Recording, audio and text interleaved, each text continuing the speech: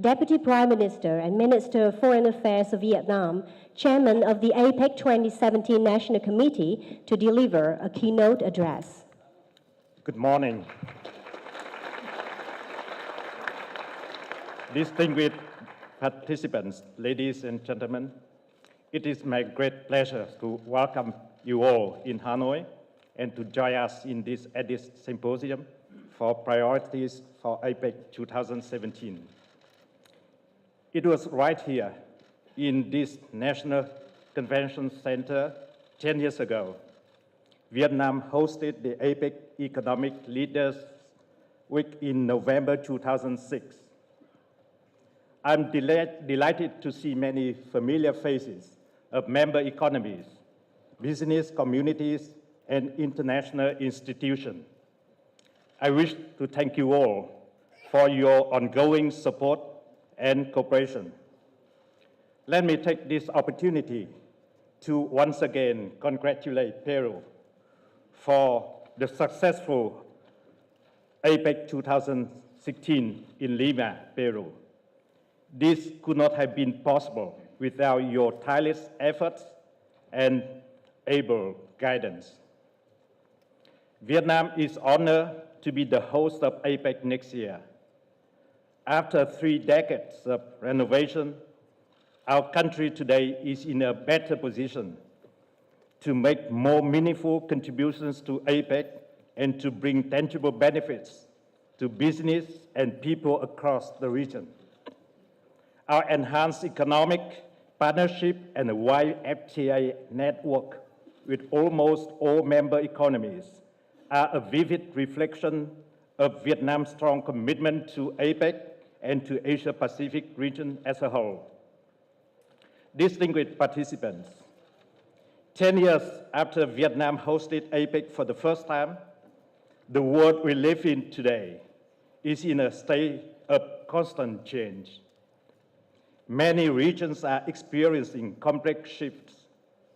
New technologies of the fourth industrial revolution are changing the way we live, connect, and interact with each other. Uncertainty and challenges have increased and become multidimensional since the global financial crisis.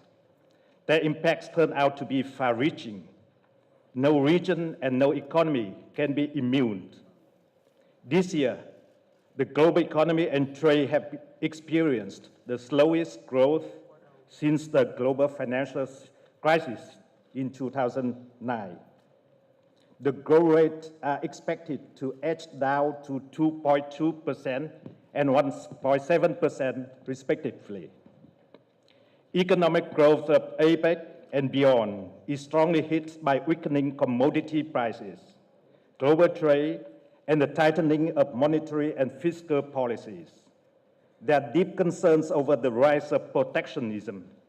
The fruits of globalizations are not distributed fairly among regions, economies, and communities. The risks that can arise from the advancement of new technologies are increasing and may widen the development disparity among economies. Geopolitical conflicts, terrorism, transnational crimes, cybersecurity, inequality, poverty, hunger, epidemics, and never ever seen climate change are impeding economic growth and sustainable and inclusive development. In an increasing interconnected world, there are emerging challenges to APEC's efforts to achieve the BOGO goals by 2020, quality growth and regional integration. Efforts to reform APEC are not keeping pace with expectations. Given the proliferations of emerging regional arrangements, APEC is called upon to further transform itself to reassert its relevance and better serve as the premium regional economic forum. Our cooperation and integration need to be broader in scope and in deeper in substance. Distinguished participants, taking stock of its 27 years development, APEC has shown its vitality and strength in times of hardship.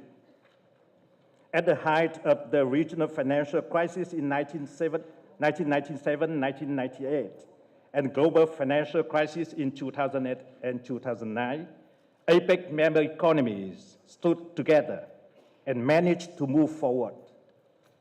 Since then, APEC has become more adaptive.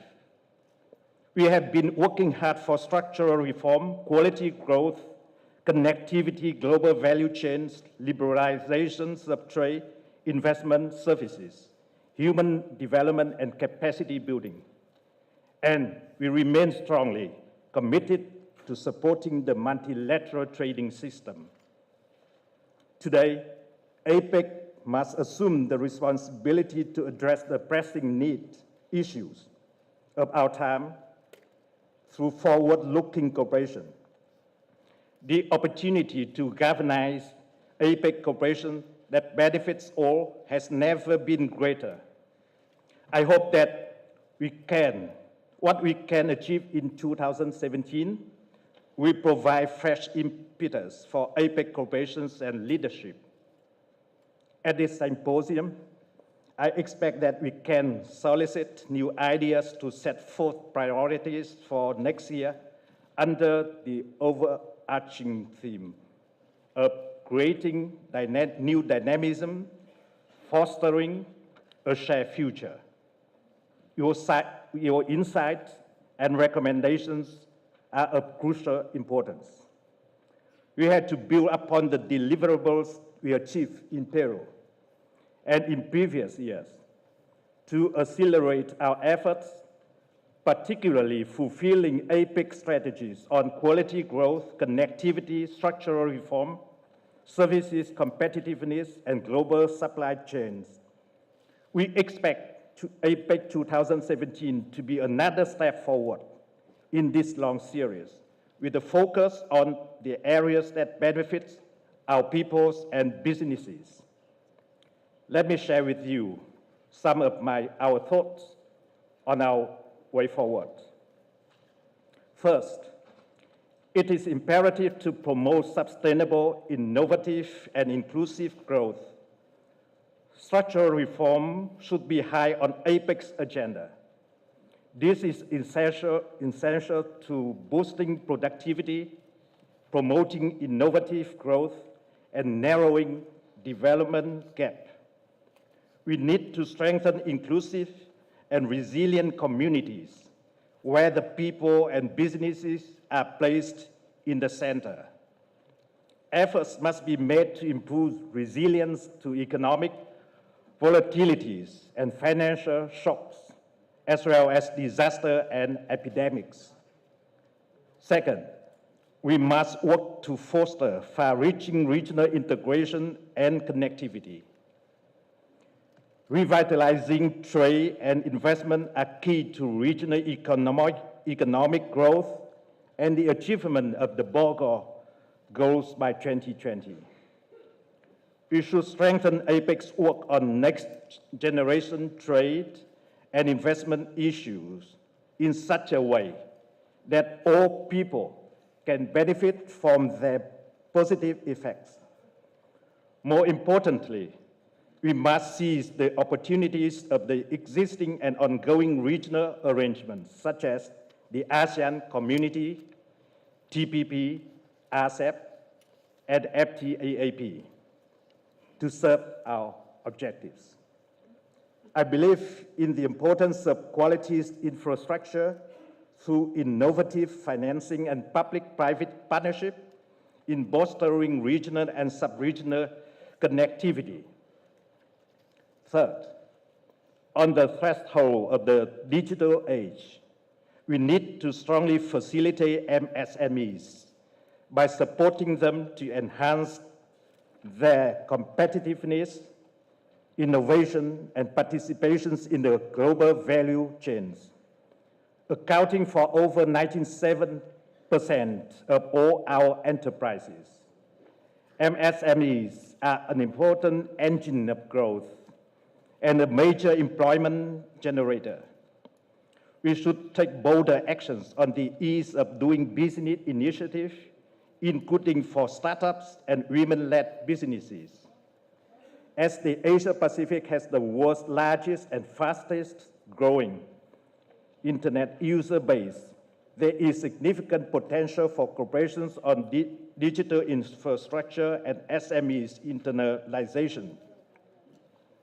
And fourth, given the unprecedented impacts of climate change, stronger focus should be on enhancing food security and sustainable agriculture. In this connection, I am of the view that APEC should find ways to facilitate the transfer and applications of technologies to increase agricultural productivity, quality, and sustainability. We also need to strengthen sustainable management of natural resources, upskilling farmers, and give them better access to finance and market. Of equal importance is to enhance trade and investment in agriculture and to promote innovative and inclusive rural development. In a globalized world of profound changes, APEC needs to assume greater responsibility as an incubator and driver for economic growth and integration.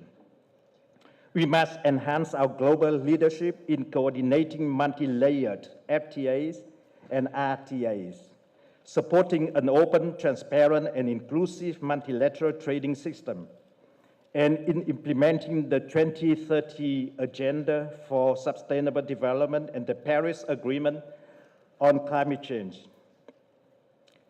It is time for us to shape APEC's post-2020 vision for an Asia-Pacific partnership for sustainable and inclusive development in the 21st century, a genuine partnership for peace, stability, cooperation, and prosperity in the region and beyond. I thank you all. Thank you, Excellency Deputy Prime Minister. Ladies and gentlemen, following His Excellency Deputy Prime Minister Pham Binh keynote address, as is tradition, we will now have an APEC family photo. Please proceed to the second floor hall